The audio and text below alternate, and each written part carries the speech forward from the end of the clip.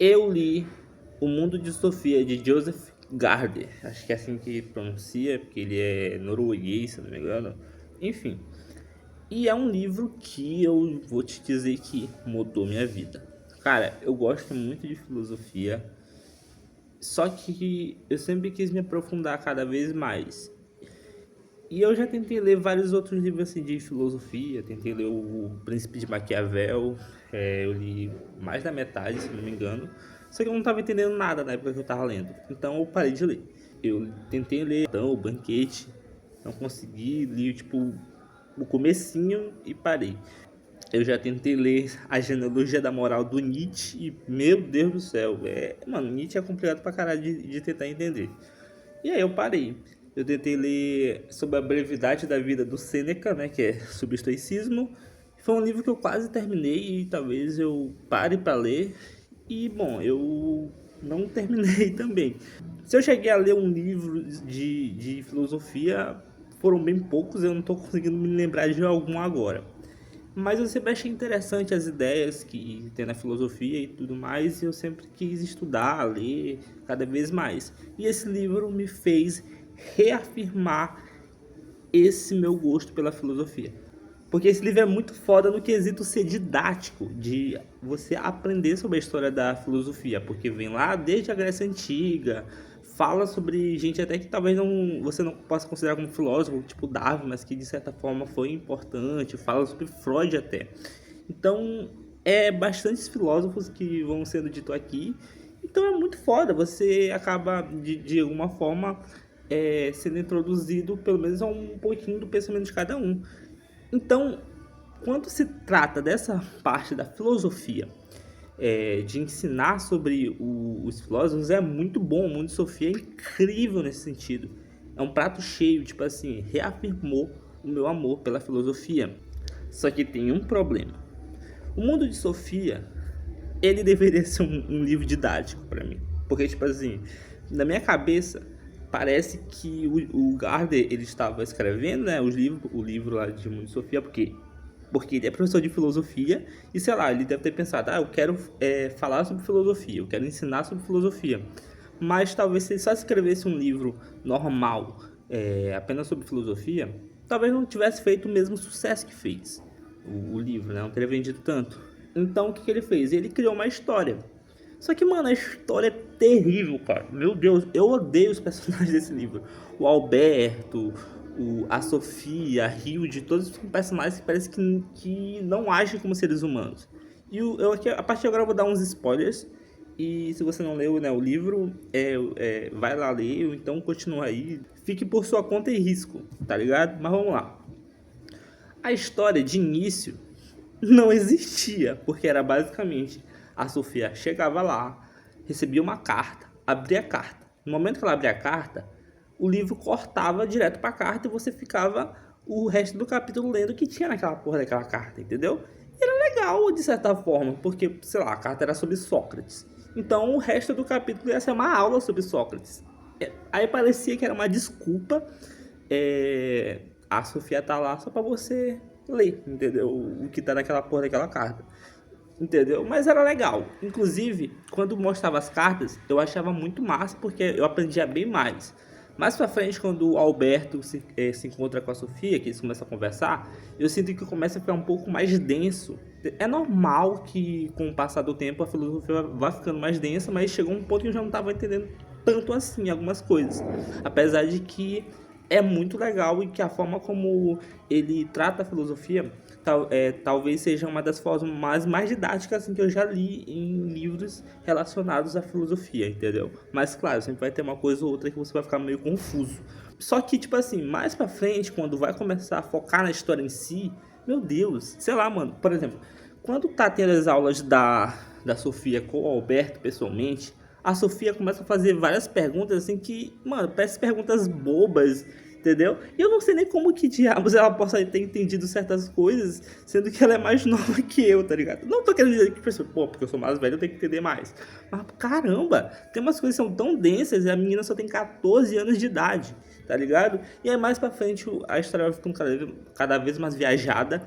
ela descobre que ela é um personagem de um livro, e se eles são personagens de um livro, e o pai da Hilde é o criador deles, eles também chegam à conclusão que possa ter um criador do pai da Hilde, e que o pai da Hilde também possa estar em um livro.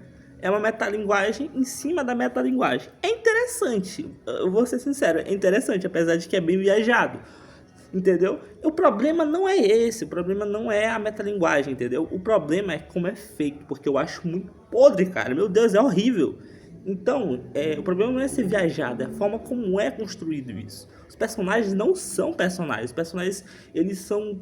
Mano, os diálogos que eles têm é esquisito, a forma como eles agem, não parece normal. Você pode pensar, não, que isso pode talvez ter sido pensado, porque são personagens de livro e tal, então talvez o Gardner queria fazer com que os personagens fossem um pouco mecânicos, digamos assim, para mostrar que eles não são seres humanos normais, eles são tipo, personagens de livro. Pode ser, mas, mano, eu não gosto da Sofia, não gosto dos personagens, eles não têm carisma suficiente pra me pegar, assim, tipo, na história, me fisgar. O que me fisgou na história foi a história dos filósofos e tudo mais. E quando focava no romance em si, eu ficava, mano, meu Deus. Eu quase dropei o final do livro, eu fiquei um tempão sem ler. Eu tava lendo, tipo, muito rápido. Aí cheguei no final, quando já tava focando só no romance em si, só na história. E eu comecei a ficar, meu Deus, esses personagens. Apesar de que tem uma coisa ou outra na história que eu acho interessante, entendeu? A proposta é legal. Só que eu acho que a forma como é feita é muito podre. Meu Deus do céu. Entendeu? Então é basicamente isso. Esse é o maior problema pra mim em O Mundo de Sofia. O Mundo de Sofia, como livro didático, como livro de introdução à filosofia, é muito bom. Agora, como livro de história, né, de história fictícia, os personagens eu acho muito mal desenvolvido, muito mal executado. Meu Deus do céu, é horrível, cara. E é engraçado porque eu falo que esse livro mudou minha vida, mas eu odeio praticamente a história da ficção, dos personagens ali, entendeu? E bom, mano, o que porra que foi aquela festa no jardim, toda aquela sequência em que a amiga da Sofia, a Yoru, não sei como é que pronuncia, ela simplesmente vai transar com um moleque que, tipo assim, ela tem 14 anos de idade. E aí ela vai transar com outro moleque que tem uns 14, 15 anos de idade. E os pais dela dizem, ah, meu Deus, eu estou orgulhoso. E ninguém liga pra nada. E eles vão transar pra lá e, tipo, ninguém liga. Como pode? Que, mano, tem umas partes que eu fico, cara, que desgraça tá acontecendo aqui. E aí depois a menina vem e fala, ai, mãe, vem assim, depois a menina vem e fala, pai, mãe, eu vou ter um bebê. Tá ligado? E começa a acontecer várias situações muito birutas. Eu entendo até a lógica do porquê que tava acontecendo todas essas coisas. Mas, mano, tem umas coisas assim que eu fico, mano, meu Deus, é tão estranho. E parece que o final, o autor talvez não soubesse muito bem o que ele queria fazer. Porque eles vêm pro mundo real, só que eles são uma espécie de fantasmas e tal. Eles tentam chegar ali pra conversar com a Hilde, só que eles nunca vão conseguir ter contato com a Hilde. Apesar de que dá a entender que isso possa vir a acontecer no futuro. O final do livro é o bot, né, sendo solto. E também tem aquela questão de que tem uma parte que eles tipo que batem na Hilde e a Hilde sente isso. Mas no final das contas, eles estão aí, fora do livro, mas, digamos assim, eles conseguiram o livre-arbítrio deles. De certa forma, você pode até achar interessante. Pode até ser uma coisa legal, que eu não tinha parado pra pensar antes. Mas, tipo assim, lembra de O Show de Truman? Eu vou dar spoiler de Show de Truman. Se você não assistiu o Show de Truman, né? Mas eu acho o Show de Truman genial no final, quando tem todas várias coisas acontecendo no Show de Truman. Que, por exemplo, ele quer sair do programa para poder ter o livre-arbítrio dele e tudo mais. Ele quer ter uma vida, né? E ele quer encontrar com uma mulher que ele ama. E aí você fica pensando, poxa, eu quero ver ele se encontrando com a mulher. Só que o filme não mostra. O filme mostra ele saindo do programa e no momento que ele sai do programa, acaba. Pra mim isso é como uma metalinguagem. É como se ele tivesse conseguido o livre-arbítrio dele. Ele parou de ser assistido. Então ele faz essa metalinguagem para que nós que estamos vendo o filme também não vemos o que está acontecendo depois que acaba. Eu não sei se você conseguiu compreender o que eu quero transmitir. E eu acho que isso pode também caber aqui no final de O Mundo de Sofia. uma interpretação minha aí. Então é isso, basicamente. Esse é o maior problema para mim em Mundo de Sofia. É um livro muito bom por conta da filosofia. Tem coisas legais até na história, mas eu não gosto dos personagens. Tem momentos assim que eu, meu Deus do céu, o que está acontecendo aqui?